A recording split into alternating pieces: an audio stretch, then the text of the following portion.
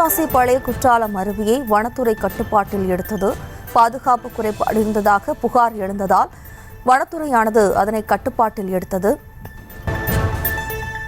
தென்காசி மாவட்டத்தில் உள்ள பழைய குற்றால அருவி வனத்துறை கட்டுப்பாட்டில் சென்று அருவியில் குளிக்க 24 மணி நேரமும் அனுமதி அளிக்கப்படுமா, அருவி பகுதியில் கடை நடத்தி வரும் வியாபாரிகளுக்கு பாதிப்பு ஏற்படுமா என்ற கேள்விகள் எழுந்துள்ளன.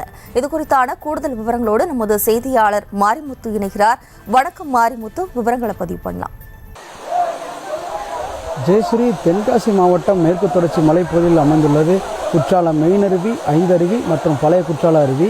இதில் பழைய குற்றால அருவியை பொறுத்தவரை தற்பொழுது கடந்த சில மாதங்களுக்கு முன்பாக சிறுவன் ஒருவன் வெள்ள நீரில் அடித்து செல்லப்பட்டார். அந்த சம்பவத்துக்கு அடுத்தபடியாக பழைய குற்றால அருவியில் பல்வேறு கட்டுப்பாடுகள் விதிக்கப்பட்டன. குறிப்பாக சுற்றுலா பயணிகள் இதற்கு முன்பாக 20 மணி நேரம் குளிக்க அனுமதிக்கப்பட்டார்கள். ஆனால் இந்த சம்பவத்துக்கு பிறகாக காலை 6 மணி முதல் மாலை 8 மணி வரை குளிக்க அனுமதிக்கப்பட்டிருந்தது. இந்த நிலையில் அதற்கு அடுத்தபடியாக வனத்துறையினர் இந்த பகுதியை தங்கள் கட்டுப்பாட்டுக்கு கொண்டு வர வேண்டும் என பல்வேறு தடவை மாவட்ட நிர்வாகத்தை வலியுறுத்தினர். இதன் காரணமாக மாவட்ட ஆட்சி அலுவலகத்திலும் அவ்வப்போது கூட்டங்கள் நடத்தப்பட்டது. அந்த கூட்டத்தின் அடிப்படையில் காப்பு காடுகள் அடிப்படையில் இந்த பழைய குற்றால அருவியானது தற்பொழுது வனத்துறை வசம் ஒப்படைக்கப்பட்டுள்ளது. அதனாக வரும் 29ஆம் தேதி அன்று அதற்கான அதிகாரப்பூர்வ அறிவிப்பும் வெளியாகும் என ஒரு செய்தி வெளியாகியுள்ளது. அந்த அடிப்படையில் தற்பொழுது பழைய குற்றால அருவியில் சோதனை சாவடி ஒன்று வனத்துறை மூலம் அமைக்கப்பட்டுள்ளது. அதன் தற்போது வனத்துறையினர் அந்த பகுதியில் வருகின்ற ஆட்டோக்கள் மற்றும் கார்கள் ஆகிய பகுதிகளில் அவர்கள் நெகிழிகள் உள்ளிட்ட பிளாஸ்டிக் பயன்பாட்டு பொருட்களை பறிமுதல் செய்து அதற்கு பின்பாகவே அவர்கள் அனுமதிக்கப்படுகின்றனர். மேலும் தற்பொழுது இங்கே கடைகள் விளங்கி இருந்து வருகிறது, கார் பார்க்கிங் போன்றவைகளும் இருந்து வருகின்றன. தற்போது வனத்துறைக்கு இந்த பகுதி சென்றுவிட்டால் அது எவ்வாறு இருக்கும் என பல்வேறு கேள்விகளும் முன்வைக்கப்படுகிறது.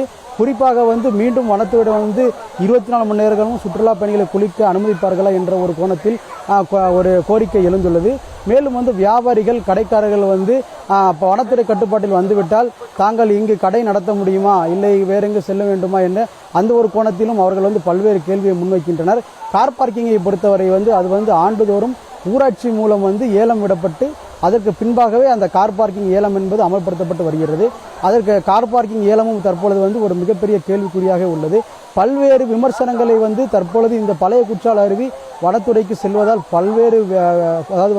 பல்வேறு கோரிக்கைகளும் அதற்கேற்றவாறு பொதுமக்கள் மற்றும் சுற்றுலா பயணிகள், வியாபாரிகள் என பல்வேறு அமைப்புகள் அவர்களது கோரிக்கைகளையும் தற்பொழுது முன்வைத்து வருகின்றனர். வரும் 29ஆம் தேதிக்கு பிறகாகவே இந்த கேள்விக்கெல்லாம் விடை கிடைக்கும் என எதிர்பார்க்கப்படுகிறது.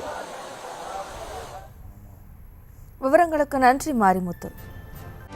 செய்திகளை உடனுக்குடனும் துல்லியமாகவும் தெரிந்து கொள்ள சப்ஸ்கிரைப் பண்ணுங்க.